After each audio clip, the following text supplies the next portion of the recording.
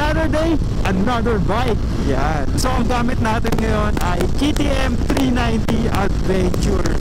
Punta tayo ng Tagaytay City, tinaguri ang dangerous curves ng Calabarzon.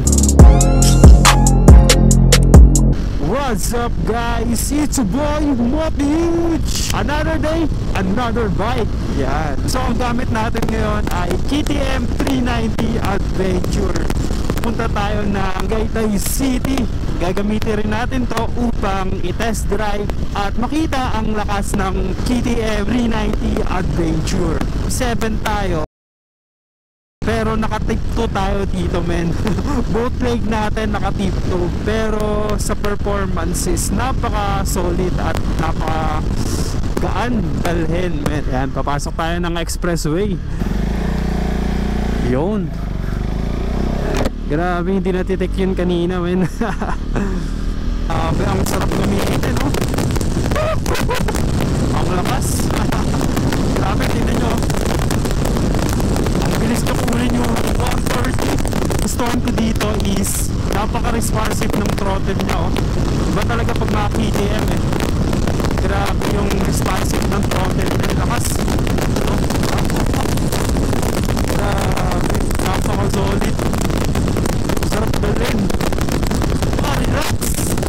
Napaka-relax gamitin. Yung comfort niya, yung ergonomics niya, napakaganda. Kaya wala ka nang hahanapin sa mga adventure eh. Santa Rosa, Laguna tayo exit papuntang Tagaytay City. Kurandam na nag-rides tayo kasi napaka-relax men. Wala kang hahanapin sa big bike na to eh. Kasi malakas na, relax pa, comfortable pa. Grabe, solid. Pakanan sa Santa Rosa, Laguna. Yan o, Tagaytay City.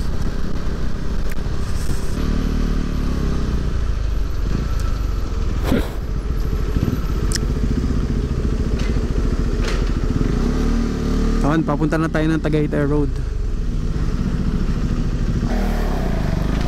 So nakalabas na tayo ng Express Road.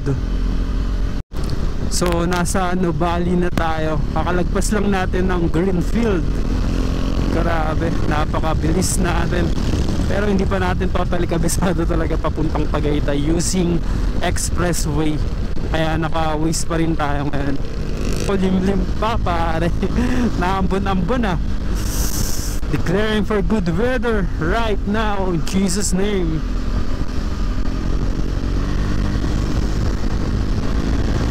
Tagaytay na talaga once na nararamdaman mo na yung malamig na simoy ng hangin. Ang lamig pare. Tumatagos sa balat mo yung pinaka uy, grabe naman sound drifts sir. Budots Cheers! Nasa Tagaytay na tayo pare. Sa taas na tayo ng Tagaytay. Hey, Tagaytay City. Ganda ng overlooking.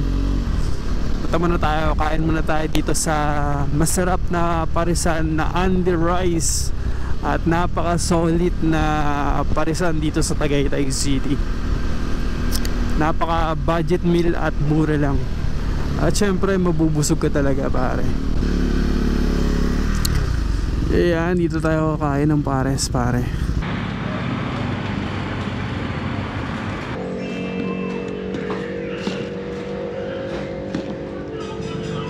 So ngayon ay pupunta tayo ng dangerous curve ng Tagaytay. Yan o, dangerous curve. Bakit nga ba tinawag to ng dangerous curves? Dahil na rin sa nakakamangha ng mga daan at napakadaming curve. Kasi pag nagkamali ka na curve dito men, diretsong bangin ka eh. Kita mo ba yan? Ito rin yung isa sa prone sa landslide. Kaya mahirap dito dumaan once na bumabagyo. Pero once na maganda yung weather, katulad na ito, maganda dumaan dito men. Napaka solid ng daan. Grabe, nakakamangha yung mga daan dito men. Kaya once na pupunta ka ng Tagaytay, don't forget na kahit dumaan ka lamang dito at suyapan ang tinaguriang dangerous curves ng Calabarzon. Yun, no? Sheesh! Napaka solid ng view. Yung feeling na ganito, para kang nasa Baguio na yung bangin, grabe. Uy, may ano rin pala dyan, kainan. Ayan, ayan, prone kasi sa landslide to, kaya ginagawa nila ng mga ganyan para iwas sa landslide, para once na may mahulog, makakapit sa net. Ayan, sheesh, grabe sir. Napaka solid, napakaganda ng tanawin dito, men. Tamang banking lang, di pwedeng mabilis ka dito kung di mo kabisado yung daan kaya tamang chill lang, kasi kunting mali mo lang, naku, pupulutin ka sa baba. Pero napakaganda naman ng tanawin dito, kaya solid rin na pupunta ka dito. Ayan, ayun yung mga dapat yung iwasan, mga makikitid na daan, pero solid naman yung mga mata nyo sa view. Grabe. Oh man, sarap. Ang kagandahan dito sa KTM, kahit saan pwede mong dalhin to off-road man, road, kahit saan, all around, kayang-kaya ng KTM Adventure.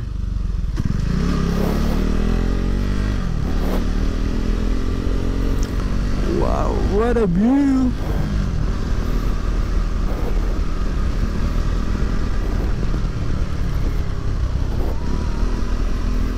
Hey,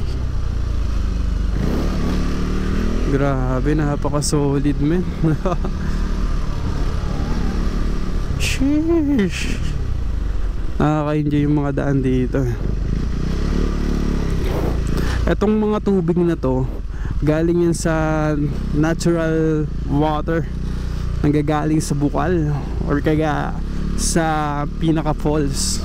Solid ng view, napakaganda ng view dito, men. Dito lang yan sa Tagaytay. It feels like Baguio. Pero yung temperature niya mala Baguio rin, malamig. Kahit mainit yung pero yung mainit yung araw, pero yung hangin napakalamig, men. Sarap sa pakiramdam. It feels like Baguio. Yan, napaka solid, napakaganda dito sa dangerous curves ng Tagaytay City. Makikita nyo naman yan, napaka solid. Wow, what a view. Ito yung view yung binabalik-balikan So ito yung labasan ng dangerous curve, Tagaytay City.